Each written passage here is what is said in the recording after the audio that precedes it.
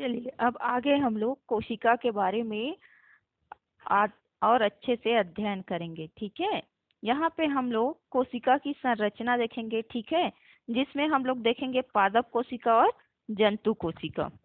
ठीक है, पादप कोशिका पेड़ पौधों में पाए जाने वाले कोशिका पादप कोशिका कहलाते हैं और जीव जंतुओं में पाए जाने वाले कोशिका जंतु कोशिका कहलाते हैं। इसके दोनों के बारे में हम लोग यहाँ पे अच्छे से अध्ययन करेंगे, क्या होता है कैसे होता है। ठीक, तो देखिए यहाँ पर आपने देखा कि कोशिकाएं भिन्न भिन्न आकृति व माप की होती हैं। इन विभिन्नताओं के होते हुए प्रत्येक कोशिका की एक निश्चित संरचना होती है। आइए एक सामान्य कोशिका की संरचना का अध्ययन करें। आपने पिछली कक्षा में प्याज की झिल्ली कोशिकाओं का अध्ययन किया। प्याज की झिल्ली की स्लाइड पुनः तैयार कर सूक्ष्मदर्शी से देखें। प्याज यहाँ पे बोला गया है कि प्याज की झिल्ली, तो प्याज किस में आएगा? पादप कोशिका में आएगा। ठीक है, पादप कोशिका मतलब पेड़ पौधों वाला। तो देखिए इसमें आ जाएगा। अब उसी का अध्ययन करना है आपको। कोशिकाओं की आकृति कैसी है? आयताकार, अंडाकार, गोलाकार। ठीक है, क्या कोशिका की निश्चित परिसीमा है? क्या कोशिका के भीतर कोई पदार्थ भरा है? क्या कोशिका के भीतर कोई गोलाकार है? सभी कोशिकाओं के निम्नलिखित दो भाग, एक बाह्य कोशिका आवरण और दूसरा जीव द्रव्य। यहाँ पे जो 4 प्रश्न दिया है, इसका आंसर आपको कहाँ से मिलेगा? जब आप उसका प्रयोग करोगे। ठीक, तो इसमें 2 भाग मिलेंगे आपको, बाह्य कोशिका आवरण और जीव द्रव्य। ठीक, तो जब आप बाह्य कोशिका आवरण और जीव द्रव्य का अध्ययन करोगे तो आपको इसका अध्ययन करने की जरूरत नहीं, आपको ऑलरेडी इसका उत्तर मिल जाएगा। फिर भी चलिए चित्र में पहले समझते हैं। पादप कोशिका में क्या होता है? सबसे बाहर का आवरण कोशिका भित्ति कहलाता है। ठीक है, जो क्या करता है? उसको बाहरी आघातों से उसकी रक्षा करता है, सुरक्षा प्रदान करता है। उसके बाद होता है आपका प्लाज्मा झिल्ली। प्लाज्मा झिल्ली होता है। प्लाज्मा झिल्ली वो क्या कार्य करेगा? प्लाज्मा झिल्ली आपका, जैसे कि देखिए कोशिका भित्ति आपके बाहरी आघातों से सुरक्षा करती है, उसी प्रकार प्लाज्मा झिल्ली क्या कार्य करता है? कोशिका का आकार बनाए रखने में सहायता करता है और कोशिका विभिन्न अणुओं के आने जाने पर नियंत्रण रखता है, कोशिका को सुरक्षा व सहारा प्रदान करता है। ये काम करता है आपका प्लाज्मा झिल्ली। अब उसके बाद है क्लोरोप्लास्ट। ये देखिए चित्र में दिख रहा है क्लोरोप्लास्ट। क्लोरोप्लास्ट क्या कार्य करता है? क्लोरोप्लास्ट केवल पादप कोशिकाओं में पाया जाता है। पादप कोशिका में पाया जाता है। क्लोरोफिल की उपस्थिति के कारण इसका रंग हरा होता है। सूर्य की ऊर्जा से प्रकाश संश्लेषण करने में सहायता करता है। ये कार्य होता है आपका क्लोरोप्लास्ट का। अब चलते हैं, उसके बाद है रिक्तिका। अब जैसे देखिए क्लोरोप्लास्ट जैसे कार्य करता है, उसी प्रकार जो रिक्तिका होती है वो भी अपना कार्य करती है। कुल मिला के क्या काम करते हैं लोग? पादप कोशिका को बनाने का काम करते हैं और बाहरी आघातों से उसकी रक्षा करती है।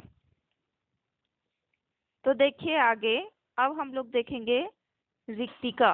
रिक्तिका क्या होती है? बीच में स्थित होती है। बीच में स्थित होती है, उसका आकार जो दिखाई दे रहा है इस टाइप से होता है। अब उसके बाद है माइटोकॉन्ड्रिया।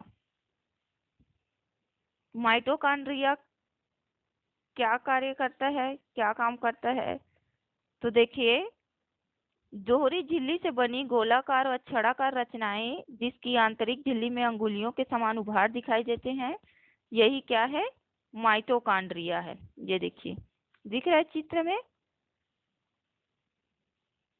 ये कोशिका के श्वसन केंद्र हैं, क्योंकि यहाँ भोज्य पदार्थों के ऑक्सीकरण से ऊर्जा उत्पन्न होती है, इसलिए इसे क्या बोला जाता है? कोशिका का ऊर्जा गृह। आया समझ में? अब है अंतःप्रद्रवी जालिका। ये देखिए छोटा छोटा दिख रहा है चित्र में। इन नलिकाओं में क्या होता है? द्रव भरा रहता है, इसलिए इनके द्वारा विभिन्न पदार्थों का क्या किया जाता है? परिवहन किया जाता है। साथ ही ये कोशिका को यांत्रिक सहारा प्रदान करते हैं। अब देखिए गाल्जी काय क्या कार्य करता है? गाल्जी काय का प्रमुख कार्य होता है विभिन्न रासायनिक पदार्थों का स्त्राव करना। ठीक। और उसके बाद है कोशिका द्रव्य। कोशिका द्रव्य का क्या कार्य है? जीव द्रव्य का वह भाग जो प्लाज्मा झिल्ली और केंद्रक के बीच में स्थित होता है कोशिका द्रव्य कहलाता है। इसमें खनिज, लवण, पानी, कार्बोहाइड्रेट, प्रोटीन और वसा पाए जाते हैं। कोशिका द्रव्य में दिखाई देने वाली विभिन्न संरचनाओं का अध्ययन करेंगे यहाँ पे हम लोग। ठीक है। इसी के अंतर्गत कोशिका द्रव्य के अंतर्गत ही आप काल्जी का, माइटोकॉन्ड्रिया, अंतःप्रद्रवी जालिका, राइबोसोम ये सब का अध्ययन करोगे। फिर बची आपका केंद्रक। केंद्रक तो बीच में स्थित होता है। ठीक।